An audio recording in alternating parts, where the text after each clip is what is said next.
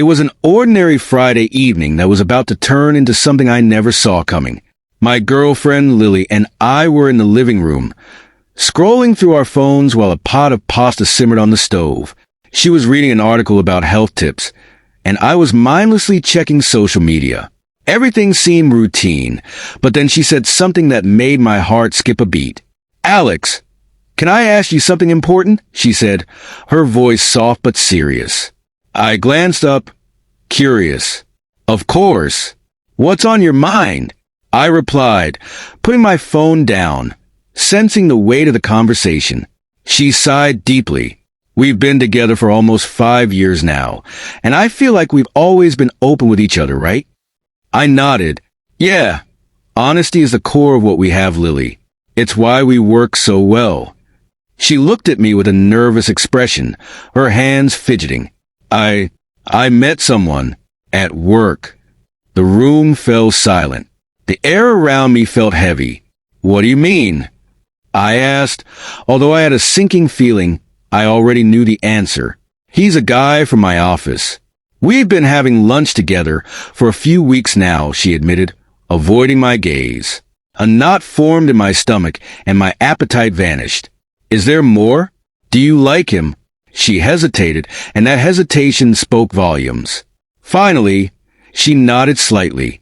"I think I do," she whispered. I stood up from the couch, my mind racing, and leaned against the wall to steady myself. Has anything happened between you two?" She bit her lip and looked down. "We've kissed," she admitted, her voice barely audible. The world seemed to close in around me. "Have you slept with him?" I asked, though I wasn't sure I wanted to know the answer. She shook her head. "No, not yet. But he's asked me to go away with him for the weekend, to figure things out." I felt like I had been punched in the gut. "And are you going?" Her silence was deafening, but she nodded. "I think I need to," she said, her voice cracking. "I'm sorry, Alex. I need to know what this means for me." I felt the ground beneath me shift. I wanted to scream, to cry, but I held it in. "Where are you going?" I asked quietly. "Los Angeles," she said. "He booked a hotel." I nodded, the reality sinking in. "So, that's it? You're just leaving? Throwing us away?" She started to cry, but I didn't have any tears left. "I'm not trying to hurt you," she said, her voice shaky. I need to know." I took a deep breath and made my way to the bedroom. I grabbed a small wooden box from the closet, the box where I had kept all our mementos, photos, concert tickets, little notes we'd written to each other over the years. I walked back into the living room and placed the box on the coffee table in front of her. "What's this?" she asked, wiping her eyes. "It's us," I said, opening the box and pulling out a stack of photos. "Our history, everything we've built together." She looked at the photos, her tears falling freely now. "Why are you showing me this?" "Because before you go, I want you to remember what we had," I said, my voice breaking. "I'm not going to stop you from figuring out what you need to, but I want you to know what you're walking away from." Lily stared at the photos for what felt like an eternity. Then, without a word, she got up and walked toward the door. "I'll call you when I get back," she whispered, her voice full of sorrow. I didn't respond. I just watched her leave, the door closing behind her like the final act of a play I wasn't ready for. I sank into the couch, surrounded by the remnants of our life together, wondering if this was truly the end. But deep down, I knew it was. David's heart was still in pieces, but seeing Joyce's remorse softened him just enough to continue the conversation. "Luckily what?" Joyce whispered, wiping her tears with the back of her hand. David sighed deeply, staring into his coffee cup as if it held all the answers. "Luckily, trust can be rebuilt. But Joyce, it's going to take time. A lot of time. You shattered something inside of me that I don't know how to put back together yet." She nodded, her eyes wide and vulnerable. "I know. I've broken the one thing I swore I'd never break, and I'll do anything to fix it." I just... She paused, fumbling for the right words. I don't know where to start. David looked up at her, his expression a mixture of love, pain, and uncertainty. Start by being patient. Start by showing me every single day that you're committed to us, to our marriage. I will, she said quickly. I promise. I'll do whatever it takes. David stood and moved to the window, looking out at the quiet street. You know, part of me doesn't even know why I'm still here. I should be walking out that door and never looking back. But the truth is, he trailed off, his voice catching in his throat. Joyce stood slowly and walked over to him, standing just a few feet away. What's the truth, David? She asked, her voice barely above a whisper. He turned to her, his eyes tired but sincere. The truth is, I still love you. Despite everything, I can't turn that off. I don't know how to stop loving you, Joyce. But that doesn't mean I'm ready to forgive you. She nodded, her tears threatening to spill over again. I don't expect you to forgive me, not yet. I just want a chance to earn that forgiveness. David stared at her for a long moment, as if weighing her words. You're going to have to work harder than you ever have before. And so will I. I will, Joyce promised. I'll do whatever it takes. I don't care how long it takes, as long as it means we can be together. There was a long, heavy silence between them, filled with the unspoken words of pain and regret. Finally, David turned back to the window, his voice barely audible. Let's take it one day at a time. I'm not making any promises, Joyce, but I'm willing to try for now. Joyce exhaled in relief, feeling the smallest flicker of hope amidst the wreckage of their relationship. That's all I need, she said softly. Just the chance to try. David nodded but didn't say anything else. His heart was still torn, his trust broken. But somewhere deep inside, he knew that despite the hurt, there was a part of him that wanted to believe in the possibility of healing. Only time would tell if they could rebuild what had been destroyed. But for now, they had something to hold on to, a fragile glimmer of hope. Joyce stepped closer, placing a tentative hand on David's arm. Thank you, she whispered, for not giving up on us completely. David didn't move. He didn't shrug her hand off, but he didn't acknowledge it either. His mind was racing, torn between the love he still felt and the immense pain she had caused.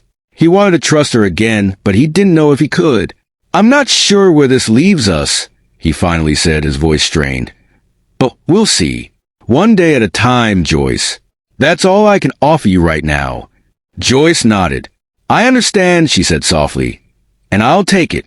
I'll take anything if it means there's still a chance.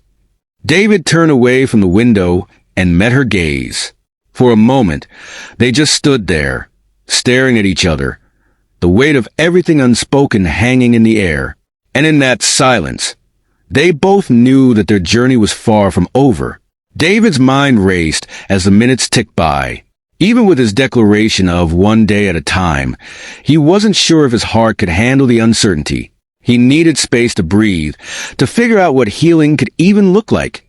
Asterisk, asterisk. Joyce sensed his tension, though. She could see the war going on inside him, and it terrified her. How could she be sure that in a week, or even in a few days, David wouldn't just wake up and decide he was done? The thought sent another wave of guilt crashing over her. Do you want me to stay somewhere else for a while? Joyce asked quietly, her voice trembling. David's brow furrowed. He hadn't expected that. He turned to her, trying to gauge her intentions. Part of him wanted to say yes, to get the space he knew he might need to heal.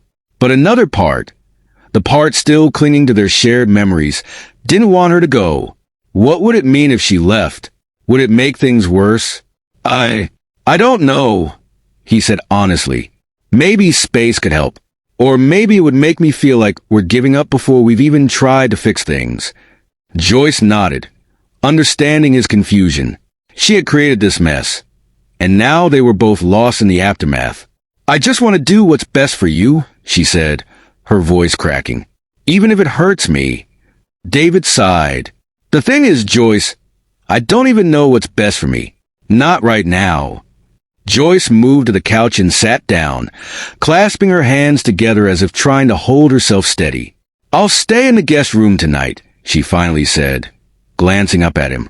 "I think it'll be good for both of us to have a little distance while we figure this out." David didn't argue.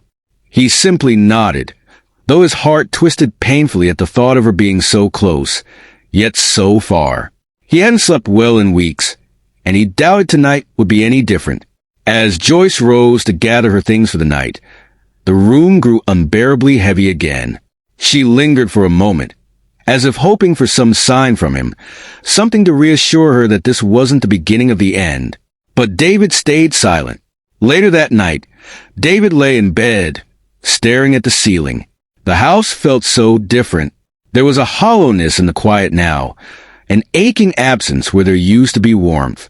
He had always loved how Joyce would curl up beside him before falling asleep, how her presence grounded him even after the worst of days.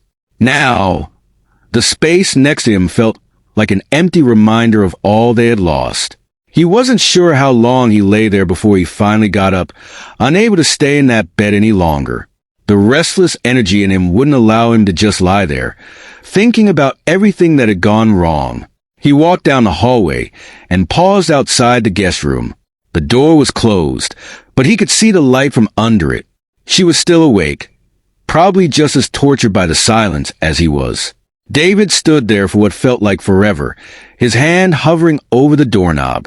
Should he go in? Should he leave her to her thoughts? His chest tightened. He didn't know what the right thing was anymore. Finally, he knocked softly. There was a pause before Joyce's voice, small and tentative, came through the door. "David." "Yeah, it's me," he said, his voice low. The door opened a crack, and Joyce peeked out. Her eyes were red from crying, but she didn't look surprised to see him standing there. "Can we talk?" David asked quietly. Joyce nodded and stepped aside, allowing him to enter. The guest room felt cold and unfamiliar, so unlike the space they had built together in their bedroom. David sat on the edge of the bed, while Joyce stood near the door, unsure of what to do. David began, running a hand through his hair. "I couldn't sleep. My mind won't stop racing." "Mine either," Joyce whispered, her voice thick with emotion. David looked up at her, his expression softer than it had been in days. "I don't want to make any promises I can't keep, Joyce. I don't know where this is going to lead, and I'm still angry, so angry, but I don't want to lose you." Joyce's breath hitched. She slowly walked over and sat down next to him, her movements careful, as if afraid to break the fragile moment between them. "I'll never stop trying to make things right," she said softly. "I know it won't be easy. I know it might take a long time for you to trust me again, and maybe you never fully will, but I'll never stop trying. I'll show you every day, in every way I can, that I'm still the woman you fell in love with." David looked down at his hands, his voice barely above a whisper. "I want to believe you. I really do." Joyce placed her hand over his, and for the first time in weeks, he didn't pull away.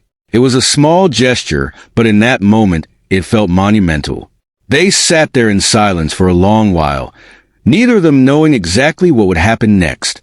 But for now, it was enough to just sit together, the smallest glimmer of hope flickering in the darkness.